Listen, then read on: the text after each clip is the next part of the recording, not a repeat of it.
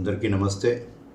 భరతశ్రేష్ఠ ఆపదలో పడినవాడు జిజ్ఞాసు, సంపదలను కోరేవాడు జ్ఞాని, ఈ 4 విధాల మనుషులే నన్ను సేవిస్తారు అంటున్నాడు భగవానుడు శ్రీకృష్ణ పరమాత్మ.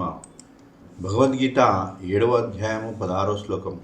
చతుర్విధా భజంతే మాం జనాః సుకృతినో అర్జున ఆర్తో జిజ్ఞాసురర్ధార్థి జ్ఞానీ చ భరతర్షభ. కష్టాలలో ఉండి ఆ కష్టాలను గట్టెక్కించమని ప్రార్థించేవారు ఆర్తులు. శారీరక రోగాలు, మానసిక వేదనలు, ఆపదలు, శత్రుభయం ఏదైనా కావచ్చు, అన్నీ కష్టాలే. అర్ధార్థి అంటే సంపదను కోరుకునేవాడు. సంపద అంటే డబ్బే కానక్కర్లేదు, కీర్తి ప్రతిష్టలు, ఇహపర సుఖాలు కూడా కావచ్చు. ఏమీ లేక కావాలని కోరుకోవచ్చు, లేక ఉన్నది చాలక ఇంకా కావాలని కోరుకోవచ్చు.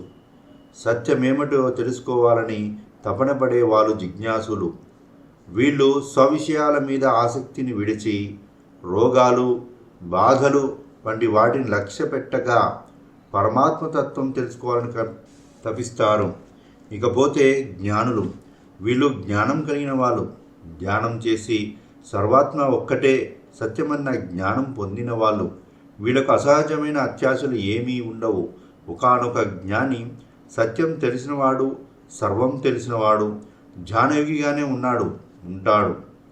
జిజ్ఞాసు తత్వం తెలుసుకోవాలని తపిస్తున్నవాడు కాబట్టి ధ్యాన సాధన చేస్తే జ్ఞానిగా మారగలడు.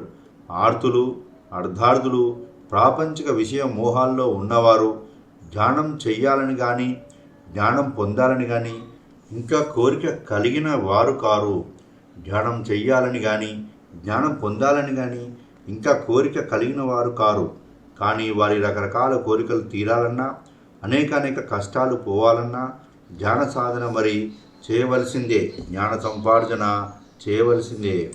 మరి భగవానుడు చెప్తున్నాడు, భరతశ్రేష్ఠ ఆపదలో పడినవాడు జిజ్ఞాసు, సంపదలను కోరేవాడు జ్ఞాని, ఈ 4 విధాల మనుషులే నన్ను అంటే ఆత్మను సేవిస్తారు అని భగవద్గీత 7వ అధ్యాయం 16వ శ్లోకంలో శ్రీకృష్ణ పరమాత్మ చెప్పడం జరిగింది. మరింత గొప్ప జ్ఞానాన్ని అందించిన శ్రీకృష్ణ పరమాత్మకి, వేదవ్యాసుల వారికి, గణపతి భగవానుడికి, వివరణ ఇచ్చిన బ్రహ్మర్షి పత్రిజీకి, గురువులకి, గురు పరంపరకి అందరికీ నమస్కరిస్తూ థ్యాంక్ యూ.